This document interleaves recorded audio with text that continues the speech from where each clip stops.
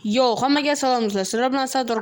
Bu qo'ng'iroqchani yasashni o'rgataman. Unda albatta obuna va like bosish esdan chiqmasin. Siz haligacha shunday ishni taqillatgan bo'lsangiz, yo'q, bunday qila ko'rmang. Endi esa sizga juda ham oson yo'lni va juda ham foydali yo'lni o'rgataman. Shunday ikki tomonlama qozib olamiz va shunday burchagini esa qozib olamiz. Bu yerga tok bilan va sizga jinglatayotgan bitta knopkacha kerak bo'ladi. Shuni ham qo'yib olamiz. Endi esa bu yerga yonar tosh takrorlagichni qo'yamiz. Nimadir xato.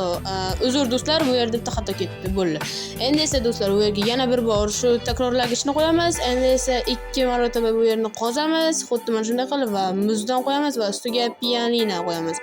Bo'ldi. Mana buni esa ikki marta yoqib qo'yamiz. Bo'ldi. Bu yerga xohlagan notangizni qo'ysangiz bo'ladi.